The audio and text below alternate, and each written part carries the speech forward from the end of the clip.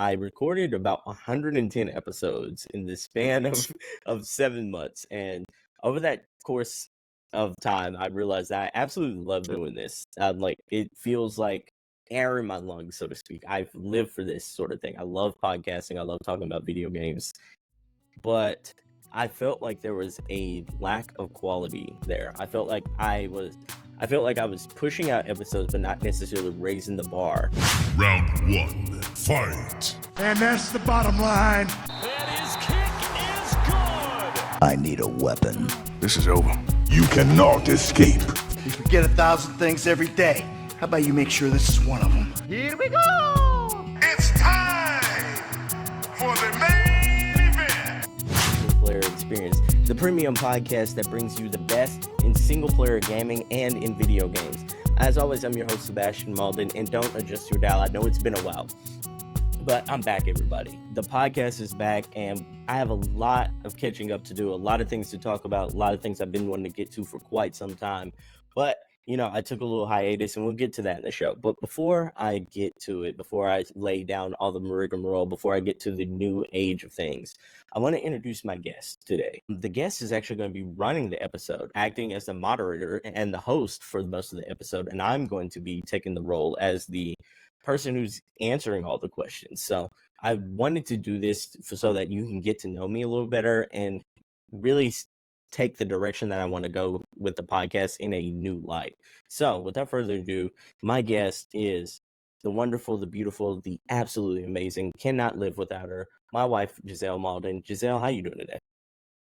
I am doing pretty good. Thanks for the introduction. So you are going to be doing something that you always do in my life, and that's asking me questions, and I'm going to be in the hot seat, proverbially speaking, and you're going to be breaking down specific questions that we kind of went over a little bit. And really, I guess this is a way for people to get to know me and the new direction of the show. So are you ready?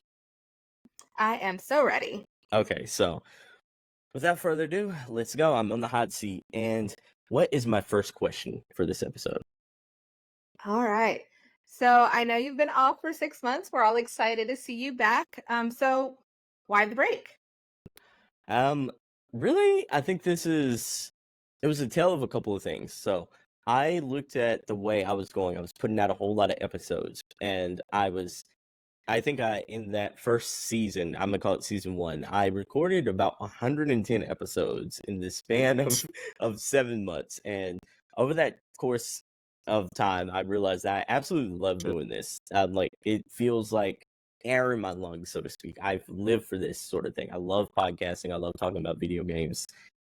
But I felt like there was a lack of quality there. I felt like I was pushing out episodes, but not necessarily raising the bar a whole lot. And I really wanted to step back and look at how can I get better myself as a podcast, and how can I raise the quality of this show. So with all that with that mindset, I started to analyze. I'm like, okay, what are successful people doing in this space in gaming, and also, just in podcasts in general? What can I learn to be better as a overall podcaster and as a host? So I hit pause, and it hurt my heart to do so, but I felt like if I would have kept going, I would have hit that point of extreme burnout without necessarily raising the quality, or I would have been pushing out content that I wouldn't have been proud with, and that would have been hard for me to actually, give to others something that I'm not proud with myself. Does that kind of answer the question? Yeah, for sure. Well, I think I can speak for everybody and to say that we're happy to see you back and seeing you back in the space that you belong. So tell us a little bit about the remake. What's different this time around? Okay, so this time around, the single player experience, I like to call it the remake. The second season is the remake of the show. Well, in this season, in this remake, this reiteration, whatever we want to call it here, I'm going to be focusing on single player games just as usual, on recommendations, on what I think is hot, what I think is not. I'm going to be giving a ranking system in this season where I'm going to be breaking down the hottest games that you should be playing, the hottest indie games from, if you've seen ESPN, there's this segment that I really like called Steven's A-List, with Stephen A. Smith, where he breaks down at any given time a list of 5 to 6 things that he thinks are like really important in different spaces. And I want to do that same thing with video games. I want to kind of revitalize and give people like the definitive list of the indie games they should be playing, the single player games that they should be playing on the AAA side as well. I also want to really emphasize and bring people stories about single player games, about the gamers who are playing them, about the games themselves. I feel like in the last go around, I was kind of on the cusp of it, but never quite hit it to the level that I wanted to get to. And that's like, I want to really connect with people and have people listen to something they can actually connect to. I want to have people on that really talk about like why these games are really resonating with them, why video games are such an important tentpole and landmarks in their lives. Like, what is, if we're doing a specific episode about a game, what really marinates with this game, or why didn't this game really resonate with some people? You know, like, I really want to emphasize and this is something I took a break on to actually try to improve myself on, and that's the art of storytelling. I want to have every episode tell a story, and something that, for the most part, I hope connects with the listeners. So that's what I hope the remake, the single player experience remake is. I want to get better as a host and also as a storyteller. Okay. Is there something that you're most excited about of this remake? Yeah, I think also restarting from ground zero, but I think it's and this is not to be braggadocious here, but my wife always chastises me on my bragging habits sometimes, but like we were fortunate enough to get new gear, so new setups, new gear. I'm excited to learn how to bring that new gear, such as a new camera. I got a Sony EV10 Mark II. And, I got the second angle camera right here. I got some new lighting. You're actually in closer to the setup that I'm going to be at for a lot of the shows. And, I'm excited for people to see that as well. So I think there's new layers of things that I'm excited about. The new tech, the new bringing some of the new skills that I've acquired over the last 6 months to the show. And also, I am madly excited to talk about some of the games that I've been playing that I haven't gotten a real chance to talk about, so I'm excited about that as well. Well, or I think we're all excited to see how you grow. Let's get into a little bit more of the personal get to know you stuff. What is one of your favorite memories that you have as a gamer? Oh man, so some of my personal favorite memories as a gamer, I think, like, ironically, this is a show about being a single player gamer, but like some of my favorite memories of video games just of all time have been across all types of genres, whether it be single player or multiplayer. Like, for instance, growing up, my best friend Kilton and I used to stay up all night growing up playing Super Smash Brothers, in that case Melee for the GameCube. We would also stay up and like either roll through the campaign of Halo 1, 2, and 3, or also just try to beat each other down in Blood Gulch, if you know. But so I'm like, those are part of my core memories that really resonate and stay with me to this day. But then, like, as a single player gamer, some of my favorite memories are like the stories that I've just been upon and like have followed, and also like the adventures that I've gone on and that games have basically been able to give to me. Like, for instance, I think of God of War 2018, where I had been playing God of War my whole entire life, from God of War 1 for the PlayStation all the way to, God of War 3 and even God of War Extension, which I didn't like very much. But it feels like we don't talk about Bruno's scenario when I talk about God of War Extension, but God of War 3 specifically felt like the culmination of a story that felt like the game that I loved in college, and the game I loved for that game, that a series that I loved into that moment. And then to see it come back in 2018 with a brand new coat of paint, with like you learning about a God of War, so to speak, in Kratos, who's matured over the years and sort of grown, and now he's a father and he's trying to figure out fatherhood as well as like was in their bag by delivering like these high quality single player over the shoulder games at that time, and it just felt like a culmination of everything that I wanted in a game at that time. And it was that game's magical. That game's absolutely magical, and the story that they were telling was absolutely riveting. So I think about that, but I also think about like GTA 5 and man, just it being one of my first experiences of like I'm making my own money now as an adult in 2013, and working at a beer factory and basically being able to start buying games for myself. I think of like the Arkham universe, and specifically with Arkham Asylum and then Arkham Knight, where I didn't think I'd ever play a superhero game that didn't feel like a baked in movie tie-in. I never thought I'd get that in my life. And then my favorite superhero ever, like Batman, actually came through with a game that I considered one of the best games I ever played at that time. And even now, I think Arkham Knight is still probably in my top 10 favorite games of all time. And it was just seeing something that I only seen in the big screen, that I read as a comic, and that I read in comics growing up.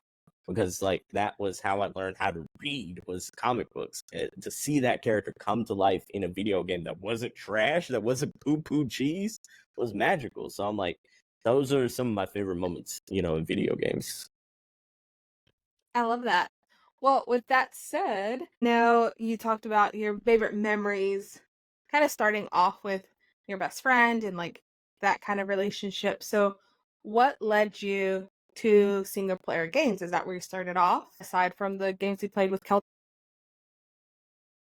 Nah, give me a second, everybody. So, because like I want to explain. We're also shooting in two different parts of our house right now. So I'm in like our upstairs, and she's in like the studio like office setup that we have. And Biscuit, our dog, we have a 3-year-old Labrador, about to be 4. He's actually downstairs with her. So if you do hear the panting, it's him wanting some love and attention right now. He wants to be the star of the show. Right now she's throwing a ball back and forth with him, and he if he's not like tired out like earlier throughout the day, he's gonna want attention. So if you do hear that, if you do hear panting, that's where the sound's coming from. But to pivot back and answer your question, it's like I really just hit hard into single player experiences, like games and such, like right around that college time. And when I moved from my small town in East Texas to my college town in Nacogdoches. Shout out to the SFA Lumberjacks here in Texas. But like while I was there, trying to make new friends, trying to get into a new environment and such like that. And, like I would jump onto some multiplayer games, and they'd be fun. I'd play the Halos of the world. I'd also, around that time in college, I owned a 360 and a PS3. So I'd be playing some multiplayer games, but then I'd still be playing games like Uncharted and Uncharted, some Gears of War by myself, or in the Mass Effect series was a game trilogy that I fell in love with. And those are like games that sort of helped me really key into like still be a part of that video game culture that I love so much, but also like I got to experience some really riveting stories while also trying to adjust to a new way of my life. I guess, like college is that weird adjustment period, especially when you're starting out, where you're trying to make new friends, trying to see what your life is going to be like, trying to get used to a new environment if you move to a new place. So it was like that was when the bridge started happening of me like really started to like hardcore be a single player gamer of that. And then like later on in life, I think like we've all been there of like we have this core group of friends that we play with, and then life happens. We like you love them to death, but they're doing their own things in life. Like I mentioned Kelton, shout out to him though, one of my best friends for life. Like he got married, he had kids. He was in the military for a bit, and that was my dog, everybody. But he was in the military for a spell, and like we weren't able to do like the in-person gaming sessions anymore at that point. Like some of the people that I met along the journey, like I had a friend named Kevin who I play a lot of the sports games with. We we went to separate colleges in two separate states, so I wasn't able to kind of like be on the game with him. So like it was oftentimes I would have to put myself out there and start like building my own community, or I think I went to the more extreme route of, as I got older, starting to hermit a little bit, because outside of like doing this podcast and everything like that, when I'm out with you and our group of friends and like people like that, I'm very social. But when I'm in this house, I'm a damn hermit. Like I actually don't want to actually like be. I want to be in my bubble. I want to, read a book, watch anime. I want to play games, and I really don't want to be bothered with the online culture at that point. So I'm like that's why single player games in this day and age, from my 30s on to I'm 33 years old now, really like hit hard for me, because I'm like I got my sense of community through podcasting and also like hanging out with you and with my wife and also with other people around me. So I'm like I don't necessarily feel that urge for that sense of community there. So in gaming, it feels like my quiet one-on-one time. It feels like my book club time, where I'm sitting down and really digesting a story, or really getting into the zone of like some intricate gameplay, or diving deep into an art style that just has me riveted, So I think that's why, like, over time and like that sense of like my evolving community around me really like changed the way I actually started playing games. Awesome. Well, with that said, for context, y'all, I am the introvert in this family, and you would be surprised by how often I'm the one who's having to force him out of this house. And then he gets out of the house and he's like the most social, like everybody on the streets always wants to talk to him. Like he is that person while I just sit back and just watch everybody. So he's kind of like that kind of a paradox where he's just like, you have to pry him out of the house, but once he's out, he's like, has to talk to every single human about every single little thing all the time. So, but yeah, so if you ever see him out and about, definitely talk to him. It's going to be a rare occasion. But with that said, what is a guilty pleasure game? Out of curiosity. I have several different guilty pleasure games. I think like if I'm being real, I have a guilty pleasure genre, and that's a sports genre. Because like outside of I'm a huge film buff. I also love anime. I also love, like reading some books here and there. I also, really love diving deep into gaming. But, I think like when I think of my guilty pleasure games, it's the games I can just jump on with and get lost into, and they're almost like that popcorn flick movie that you're watching on television. Like the Netflix, anything on Netflix to me is popcorn flick. I think HBO Max is killing them on content, but like a real talk though, going back to the conversation, like or the topic at hand, sports games in general are my genre that I play, and they're my guilty pleasure games. I know that I'm not progressing a real story playing a sports game, but like for some reason I love making franchises in sports games. If Madden, I'm picking the worst trash ass team that I could find, and then trying to build that trash ass team up into Super Bowl contenders, and then later on actual like a dynasty. So in Madden, for all my life, I've chose the worst team. Most of that has been the Jacksonville Jaguars, because they've just been trashed my whole life. They're trying to turn it around there. Shout out to Tony Khan and all them, but like it is, and the Khan family, but like that team has been trashed my whole ass life. So I'm always picking them in Madden and trying to change that franchise around slowly but surely. And NBA 2K, it's like that's another of the sports franchises that I play quite often. Hate how much I play NBA 2K, because that is a game series that I can just jump on at any given time and just lose hours of myself to, when I could be playing something really more, story focused, really more like intricate. I have like with their art styles, with their way of like introducing new game mechanics. I could be playing some indies, but like for some reason, my crack in life has always been NBA 2K. Like I can always put that's always on every single console that I own. I have a PS 5 behind me. I have an Xbox Series X and right there behind me as well. Downstairs, I have the Xbox Series S, but right behind my TV. All three of them have some variation of NBA 2K on them. Like they're just always on them. So I'm like, it doesn't matter what I'm playing. I always can just jump on quickly and just hop on a game.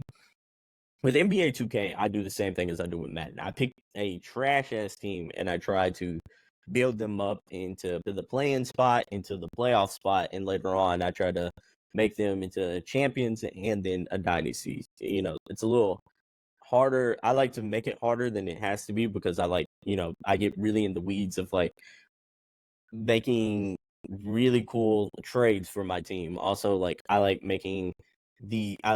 redrafting draft classes that have existed, and I like playing that exercise out. But in basketball, I like to bring back the Seattle Supersonics and really try to see if I could like bring back a team from my childhood that I grew up with that I wish came back into this NBA, and when they do the expansion, that's what I'm rooting for. I want a team in Las Vegas and a team in Seattle, but like those are two teams that I really want to see in the NBA. But like I choose the Supersonics to always revitalize and try to bring them back into prosperity, and I lose hours to do that. And then one last game, and I know I'm rambling, and I want to give you a chance to answer or do follow up questions, but like one last game that I have about 1,300 hours into is Civilization, specifically Civilization 6. That is a game that I can just play endlessly. Like I'll choose a random country and I'll try to see if I can make that country into a powerhouse.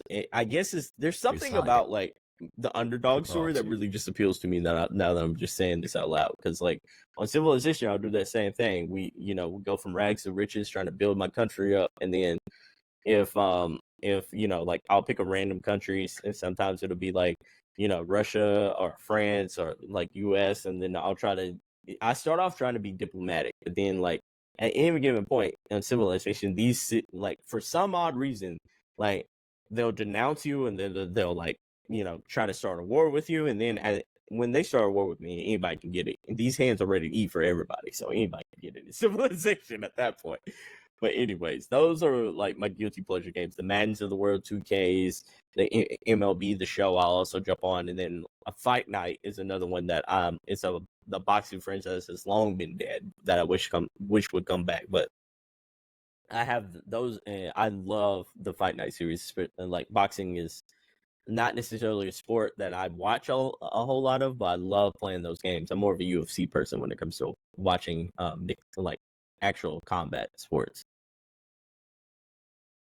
All right, Do you think like with the NBA 2K and like Civilization, I know you said it's kind of your guilty pleasure because there's not really a story, but it sounds like in your own way you force a story, both of them. Very much so, very much so. I think that's a good point. That story is the story that's in my head. That's the imagination. Like it's like Michael Jordan in his documentary said that like he would make up gripes or make up like different chips on his shoulder to where he make up like a reason to actually have that vitriol and to get up and play.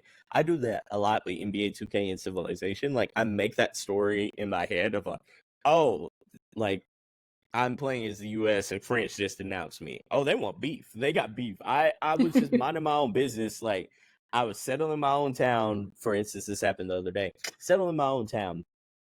Right? It was my sixth city. And like our cities are about like maybe 500 square miles away from each other at this point. But for some odd reason, they got mad that I had settled too close to their city. And I had a choice. I can basically, say, hey, I'm sorry. in the future, I'll settle my cities elsewhere. Or they give you a choice of like saying, nah, I'll settle my cities anywhere I please, dog. And you know me, these hands are ready to eat for everybody. I told them I settle my city anywhere I please. It's just like that movie Life when Eddie Murphy said when they were saying, "Are you gonna eat my corn? Are you gonna eat your cornbread?" And he was just like, "No, hell no, Ray, you gonna eat your damn cornbread." If it was me, I wouldn't let him take my damn cornbread. And that's why I told France, I'm like, I settle my cities anywhere I please. You ain't getting my damn cornbread. So yeah, it's And for the people, what do you name these cities? Oh, I named these cities like after fictional actual towns, like fictional actual cities. So like my So let's say I'm playing as the United States. I let them keep the capital of Washington there, like, because I know that's my capital. But for every other city, that name is getting changed. I usually have a Gotham City, a Metropolis, a Central City, because that's what I'm used to. That I love those cities in, the DC lore of things. I usually keep New York City because that's also a Marvel staple as well. But then I also have I try to name them after really pop culture cities that I really vibe to. I have a King's Landing from Game of Thrones. I usually keep London because of the Harry Potter references there. I also have a Hogwarts. I have different cities just based off of those pop culture references. So that's usually why I like to do in Civilization. Well, you mentioned a couple of the gaming systems that we have, which is like one of almost everything. But which one do you prefer to play on? This is an interesting question because I want to ask you, which one do you see me play on the most? Because I want to get your thoughts. Do you see me play on one more than others? Yeah, I feel like when we first got married, so like when we first moved into this house, you played the PS5 the most. And then what I think is kind of funny is around that time we also got our dog Biscuit, and they weren't the best of friends to start off with.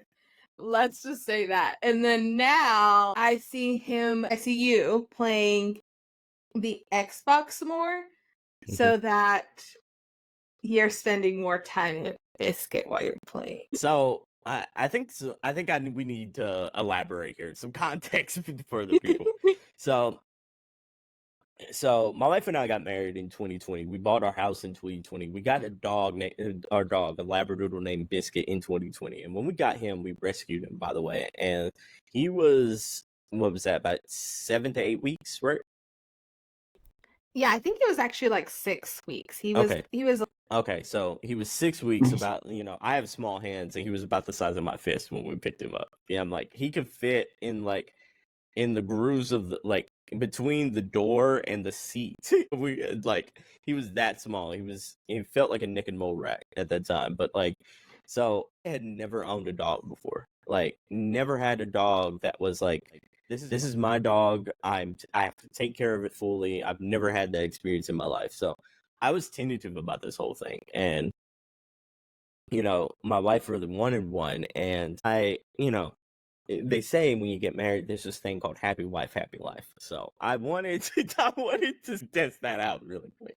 So we ended up rescuing Biscuit, and when we first got into this house, we were kind of I made this upstairs my game room area. So we had it was our game room and movie room, and we have a projector up here. We have these couches.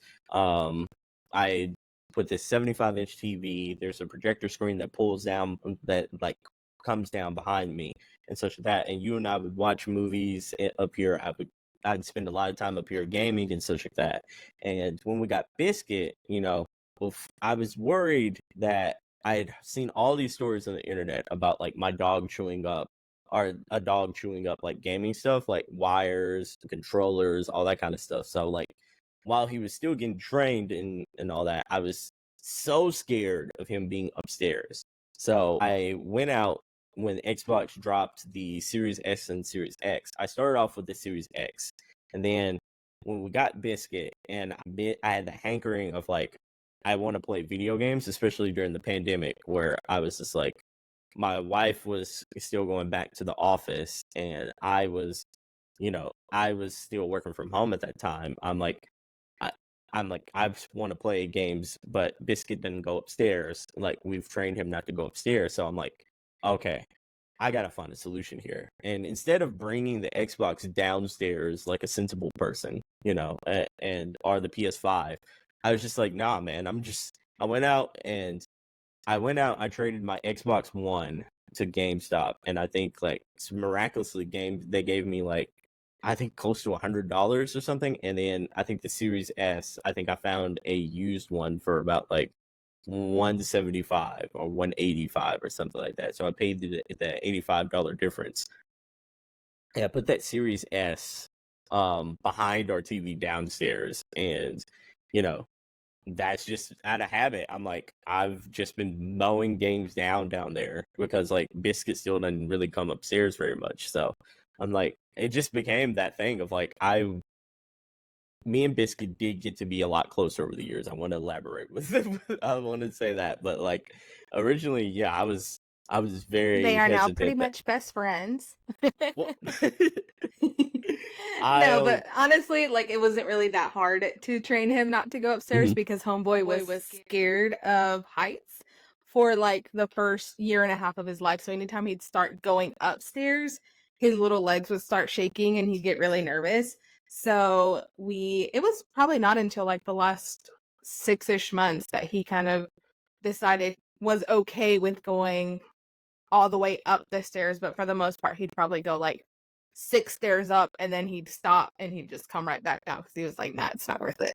Yeah, that's a good point. That's a very good point. He did have that fear of heights. For some reason, he just got over it. I don't know what just happened, but he just got over that. And, ever since then, it's like the habit's still been there because the Xbox is down there. Like, whenever I want to hop on a quick session, I'll either pick up the Steam Deck or pick up the Xbox controller that's downstairs and basically I'll play like something down there, whether it's something down there. The Series S, I know a lot of people give it slack, but like, or flack, I should say, but like, I think for the most part, it gets the job done. I think the games look and run better on that Series X upstairs, but then like when I'm just playing casual games like NBA 2K or Madden or even games that I don't think looks super pretty, like Elden Ring and such like that, I'm like, I think the Series X does a perfectly good job, especially with my Game Pass games. That's my Game Pass system down there. So, yeah, I think like it flipped. Like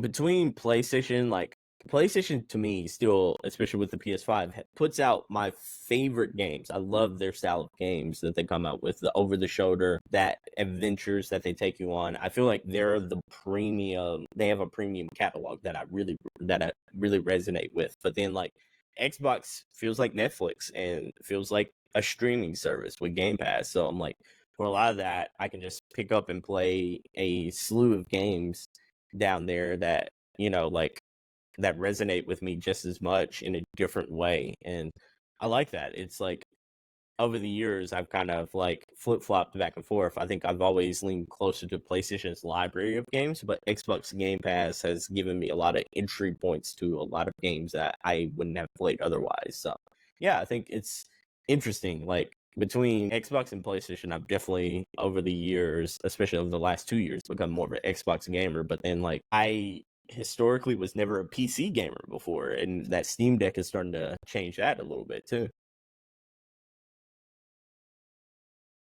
Yeah, I think that's interesting actually, because like from hearing you talk, it sounds like you're more of a PS5 person, but whenever it gets slower in like gaming or some like those kind of things, you kind of switch to the Xbox to kind of fill in your time because there isn't those big games that PS5 is kind of known for, or like PlayStation. Is that kind of what I'm hearing?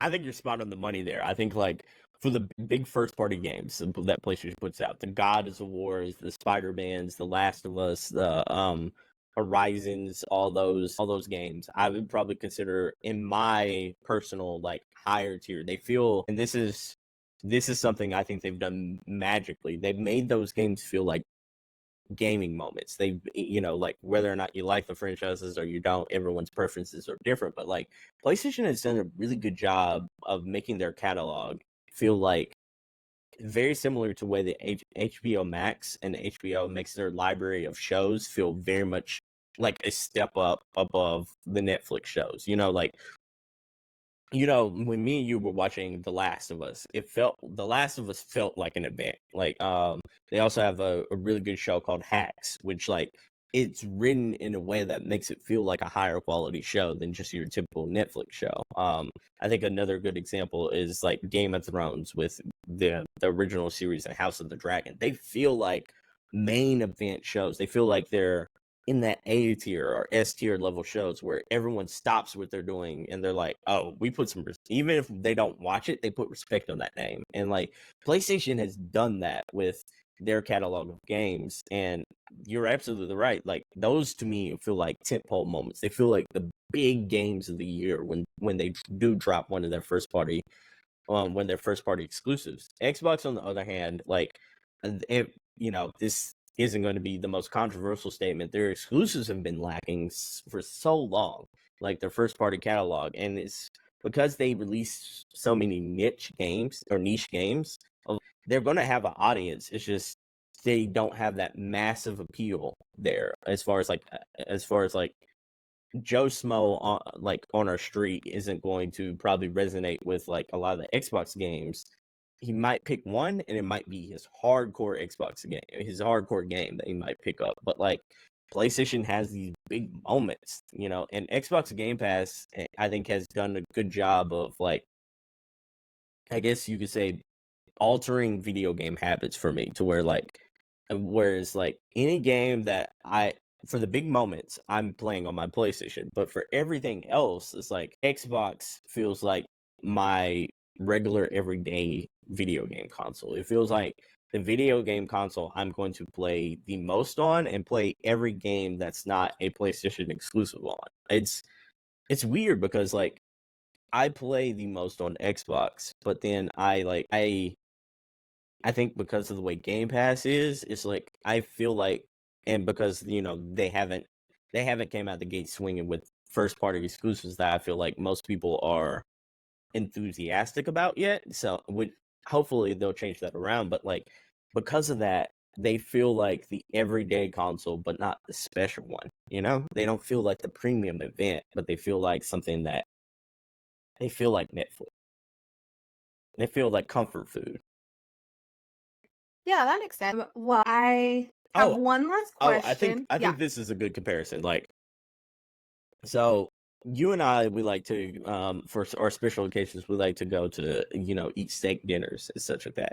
PlayStation feels like those steak dinners, but you like, my parents were visiting us, for my birthday, and, we cooked, we had like, they came in, they brought like, we bought all these groceries and we were cooking meals left and right. It was like a good slew of like home cooked meals. And that's great. That is really good. But like after they left, the first thing I told you is I want some junk food. Like I want to go out and get fast food. I want some Whataburger, man.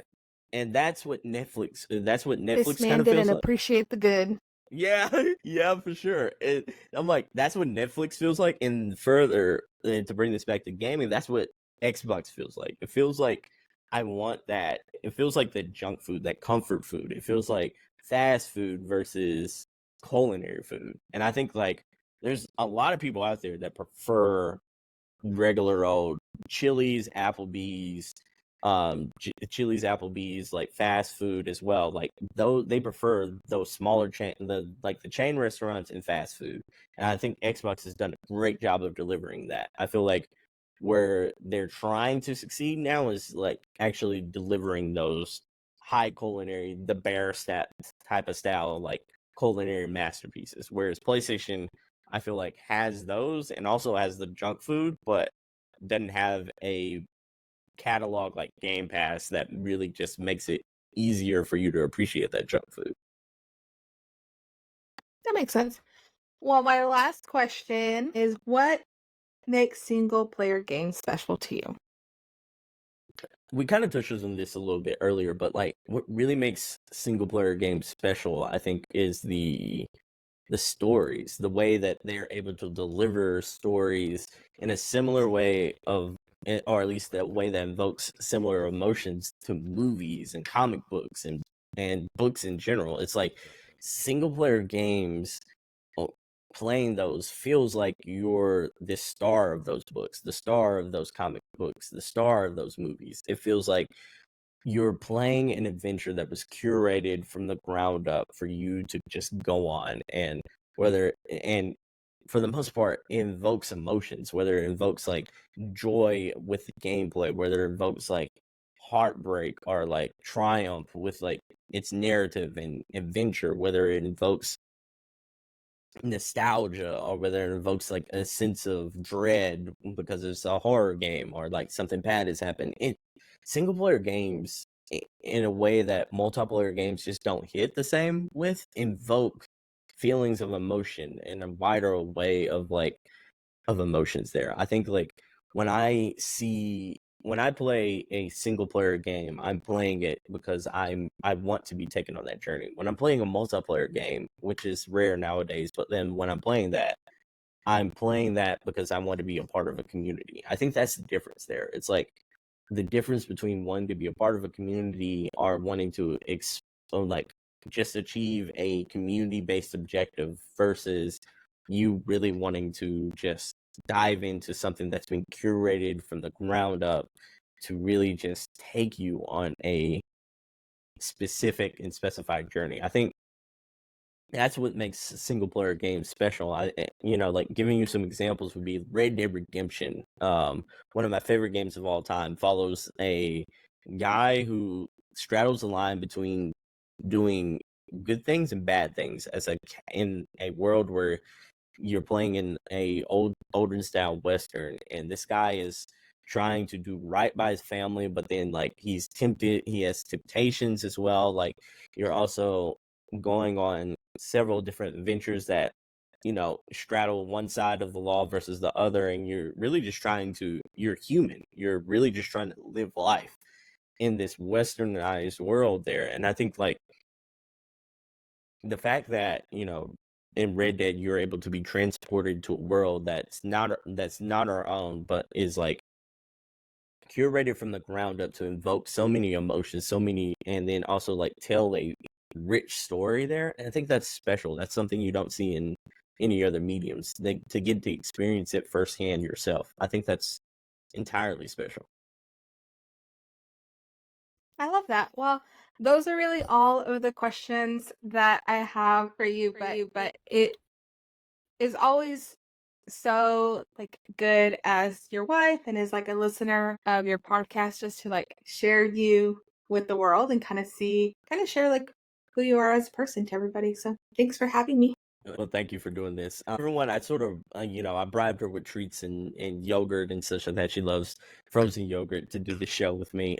She was very much sweet enough to accept it. The panting you hear is Biscuit again. He always wants to be a part of everything we do. So, yeah, I wanted to say sorry for the absence though. Like, I know it's been a while. I know it's been a long break, and I wanted to level up and really give you something special this time around, something that really resonates. I wanted to tell stories. I wanted to also let you get to know me a little better as a host and as a person. And yeah, it's been a journey to get here, but I'm glad I'm back. So thank y'all so much for listening to this episode. The links in the description. I want to really emphasize those.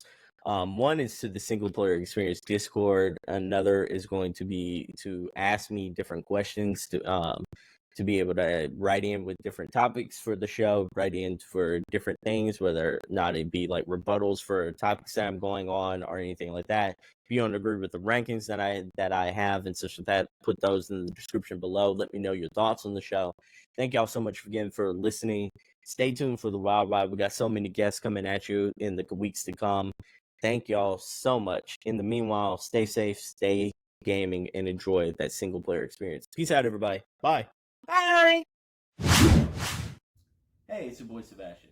Do your boy a favor and hit that like button. Also, to stay tuned with everything we got going on, including upcoming videos and episodes, go ahead and hit that subscribe button right down there.